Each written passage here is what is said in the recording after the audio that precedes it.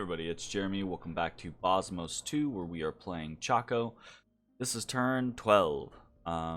Fair warning, I am ill, so this is probably going to be a relatively low energy, but make our way through it. Hopefully without puke. Okay, we searched Kingdom of Dara for magic sites. We didn't find anything. That is unfortunate. We want magic sites. I think the magic site frequency is 55 in this game, which is low. But I think it's intentionally designed to be low because of large game, that type of scenario. So that's helped to, I believe that's to compensate for there just being so many provinces. Right? Dormant pretender gods are beginning to awaken. Interesting. We witness battles with Phasia and battles with Finoscandia. Watch those. Battle in Oak Beach. And oof. Okay, so we can see Phasia has a big old batch of Colossi infantry. This is dangerous. This is something like if this were to go up against one of our, if this were to go up against our like 24 stack, I think maybe we'd be okay. But this would totally be like a killer for something smaller than that.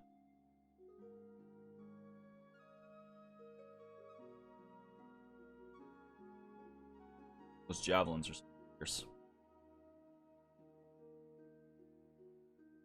Man, actually, they didn't do that well against those heavy cav. They've got. Oh, maybe I'm wrong there.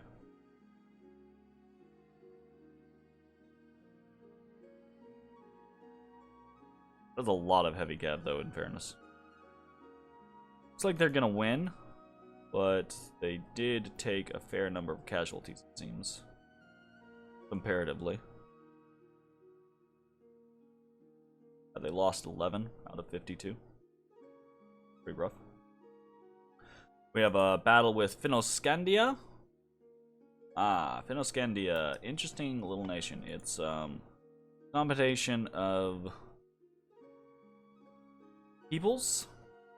Like seal hunters and things like that. Like cold nation peoples.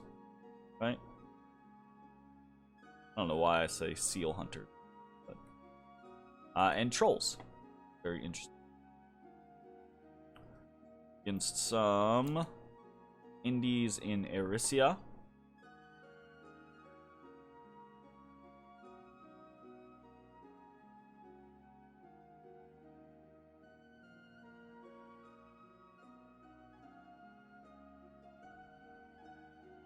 Who is... Oh, is it over here? Yeah. It's this guy. Casting meditation. No casting on this side. Understood. So this is, you know, a bunch of trolls just smacking and bashing. Nothing really crazy. Cool. Interesting.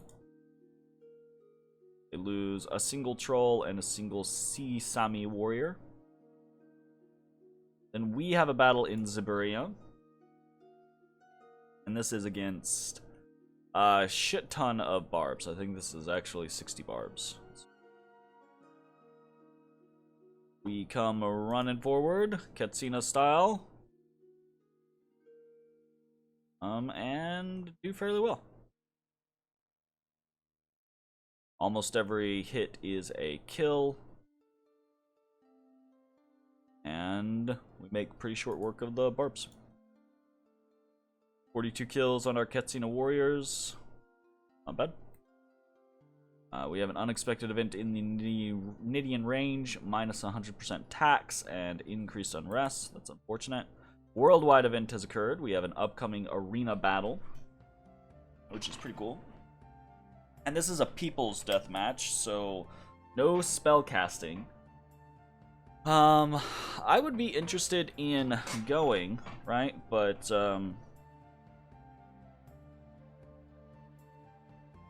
I don't know. The only thing we could really send right now that might be successful is a Wuya. I don't think that's going to work out very well. Ouya is not that strong compared to a lot of other things that are out there in the game.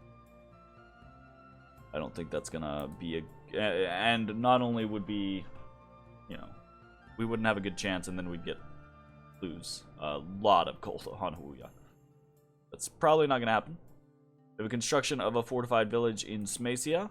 That's cool. And then our Scout 8 was actually discovered and attacked in Bogorus. So we were trying to get some more info here. And we actually ended up getting a lot of info. So this is very interesting. Because he has a whole boatload of Malia Druzina over here patrolling. Along with quite a few mages, actually. So... and we can see they are casting lightning bolts. Just spamming out lightning bolts. Very, very interesting. We're going to check that real quick. And we can see he is patrolling with 37 Malia Druzinas, Black Hoods, 2 Veliki Knyaz. I don't know. More specifically, though, he's patrolling with 2 Starets, which are these... very awesome mages. And 5 of these Astropelagists. Those are the lightning breakers. And so I was sitting here thinking, like, man, why is he patrolling like that? All of his power, all of his ability to like deal with something early on can only come from the concept. He knows he's going to be small. He has to be like researching like mad to make hit some research goals, like for example, lightning strike, or you know, something like that. So, I posited there had to be a reason why he was patrolling, and so we know that Facia is in Belmar. We saw previously that Facia was in Bushford as well. So I surmised, you know, probably Facia has already attacked Bogorus. And so I messaged Facia about it. I was like, hey, are you at war with Bogorus? And Facia's like, yeah, why? And I was like, oh shit, I had been intending on attacking Bogorus. I was actually making the motions right now. And then Facia was like, oh, okay, well, you know, have at it. Take what you can. I've been attacking Bogorus, so well, obviously Facia would prefer the capital. And that sucks. But that also means we probably have to deal with significantly less of an issue right now. So we have that to keep in mind. Alright, what are we doing on this turn? We've got a couple of different things going on. This is turn 12, end of year 1. We end at 24 provinces, 2 forts going up. The second tier of one of those forts is about to finish. The third tier or second tier of another is pretty close. We have a very good income. Next turn, we're probably going to be dropping down a fort in Tiburia. We might also be dropping down a fort in Hesperia. So we're doing pretty okay. It's definitely not the worst expansion that I've ever had. It's not the best expansion I've ever had, but it's pretty good, pretty solid. So that's exciting. Happy about that. But now we're in this scenario of, okay, now what, right? We're going to make some moves against Bogorus. I have discussed this with Facia, basically saying, okay, well, you started this, so, you know, if you can take the capital, by all means, take the capital. I'm going to move into Jereb and Englavania this turn. And then I'm going to move on Vongar with the intention of taking these 3 provinces as my part of this, right? Leaving Bushford, 345, Histria, and Bogorus to Facia. So kind of like a very... We'll see, right? Maybe Bogorus is a thorn in Facia's side and seal the deal on this, but... generally speaking, it feels like poor Bogorus is getting just mollywopped in its initial year, so that's unfortunate for them. So that's a pretty simple scenario. What we're doing there, because of that, right? Because of that situation, we've got kind of an interesting scenario. I don't feel like I need all of these Katsinas now. So we're actually going to split Mong 1 back off, taking 6 of the Katsinas to try to head north. Or west, we're not sure. He's going to head into Aquesta, because heading into Aquesta is the same as heading into Northia for going north, right? If we want to go to, like, Finnica or something like that. I guess it's different if we want to go to, like, Kunaral, but we don't. We go to Finnica and up through Wolven Plain. But if we would decide to go west instead, then going into Aquesta is more valuable than going into... We're going to do that. Wuya 1 is going to take a contingent of units to Jereb. Should be cool. Then Mong 2 and Kikmong 4, as well as Kikmong 3, are going to move into Anglovania. Hopefully that won't be any big issue. And then, excuse me, the next turn the plan will be to pop onto Vongar and use our Chacoan Adalatal warriors as additional siege chaff to try to siege that location down. We've got 22, we've got 42 siege strength here in High Peaks. We've got 17 here in Nidian Range. We've got another 17 here in Escuania, and we're recruiting more to be able to do that. So we should be able to pop Vongar in like 2 turns, probably. So that should be relatively simple. We are moving Yona, the Great Bear, back to Chaco, either with the intention of heading northward, or more likely for now, probably just researching, adding Yona's large amount of research ability to the mix so that we can actually get some research done. We have researched nothing in the entire first year. I mean, we 20 research in the entire first year. That's not great. Very behind the curve, but what it is. We are preaching with Stands with a Brick. Stands with a Brick is going to die eventually, so I think one of our better plans is maybe to just go ahead and preach. I was interested in coming over to Scraw Point and preaching, because maybe we could go to Onremark sooner rather than later. I've still got no bites on purchasing a stone bird, unfortunately, so there is that right now. But hopefully we'll get that taken care of in the near future. Over here in Wolven Plain, we're moving a couple people around for, oh, we didn't. That's my bad. Mong 3. We're moving Mong 3 with a couple of Katsinas up towards the north, hopefully to take these provinces as well. Don't know if we'll get the chance to. Ind might take them instead. Ind's, I don't like Ind. Ind's whole freaking thing is really annoying. Not being able to see, I know this is Ind, but it marks as an independent. That's annoying. I'm not a fan of that. It's kind of a pain in the ass, but you know, it's whatever. I'm assuming we're very slow right now. It doesn't look like it because you know, there is a winter version of this map, but trying to use the winter version of the map causes a lot of lag. So we are not using the winter version of the map, and it makes it hard to remember that we have hold up.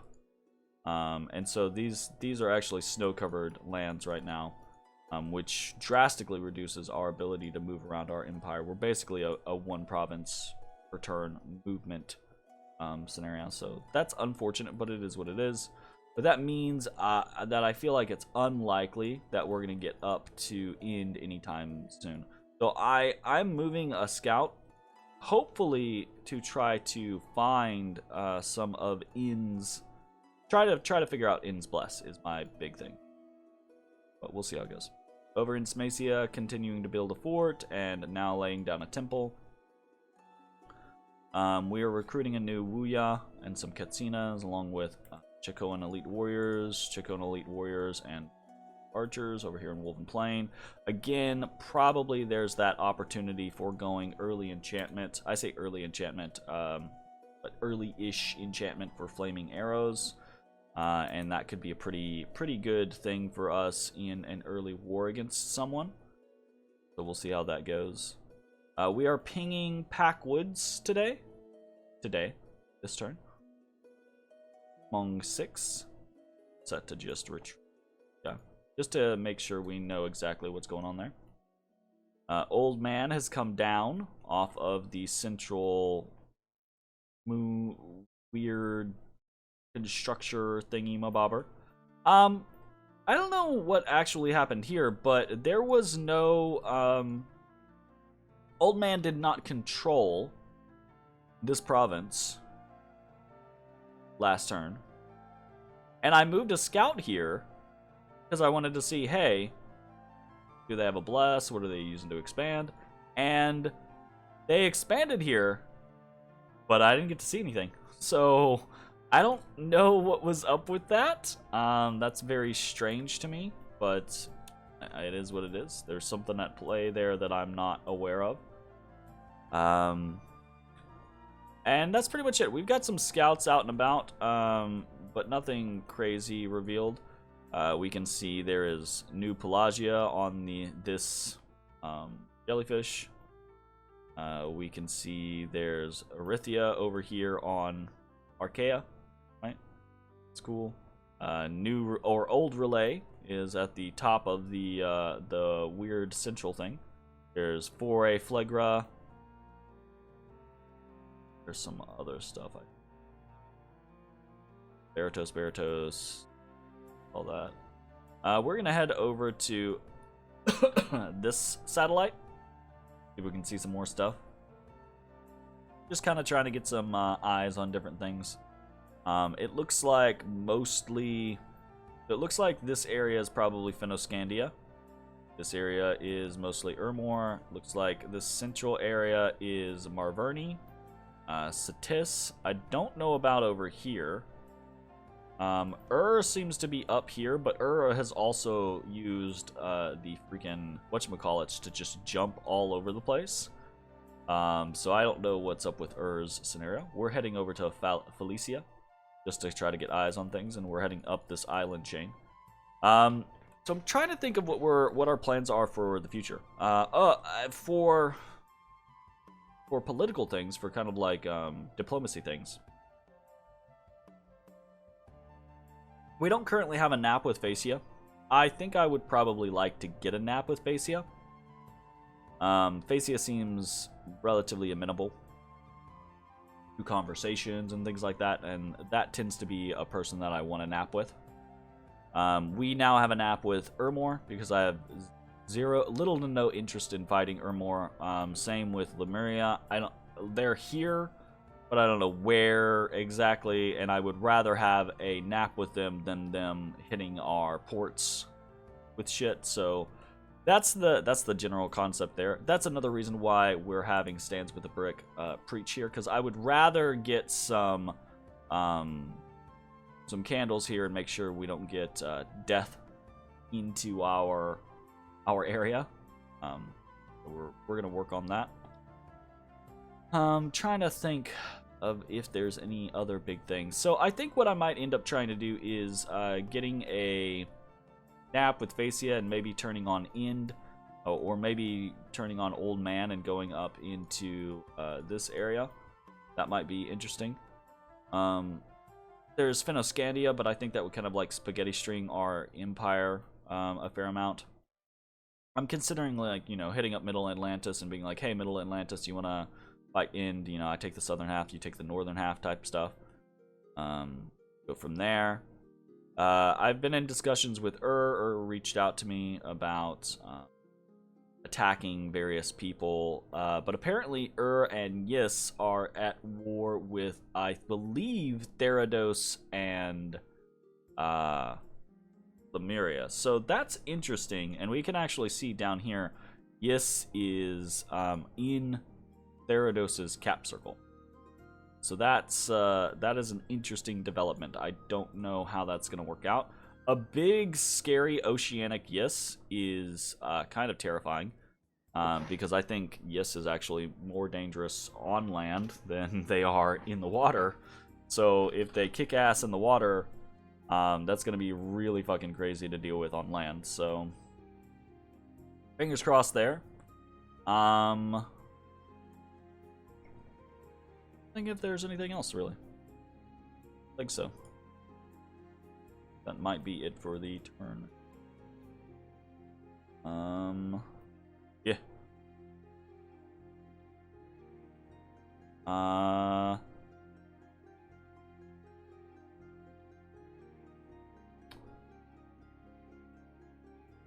think that's gonna be it. Sorry, I'm very kind of like out of it with my illness right now. I think that's gonna be it for the turn.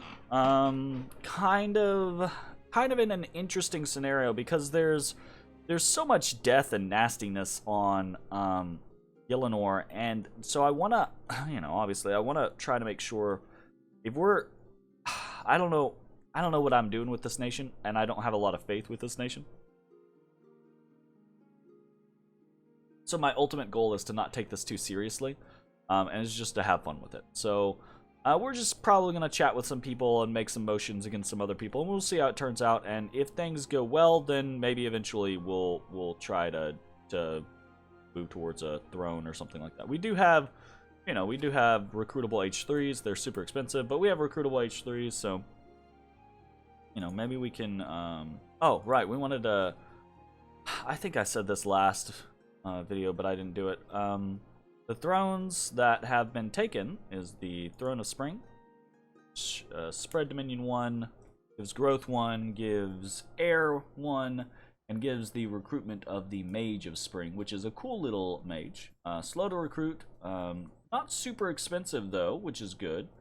Has Strength of Spring, so it's better during the springtime. But is an Air 2 Nature 1. That doesn't, it's not really a crazy cross path, although you can get up to some nice things. But generally speaking, it's just an Air an Air 2 mage, which is for the price not bad, but for the recruitment points kind of slow. So, depending on who gets this, that can be a pretty big boon. And who was it? It was it's Flagra. So that's probably, I don't know, that's probably relatively nice for Flagra. So many fucking things to go. Flagra has fire, water, nature, a little bit of air on their Basiliuses. 1 air on their Ereltos Cyclopses, potentially 2. Be randoms. Potentially air 2s here. Okay, with their Archons. So not like oh, that's really nice. So, no big deal there. And then Lanka picked up the Throne of Stars, which is Dominion Spread 1, produces 2 Astral Pearls per turn, and boosts Astral Ritual Rain by 1. And that's, the boosting Astral Ritual range is kind of like, whatever, right?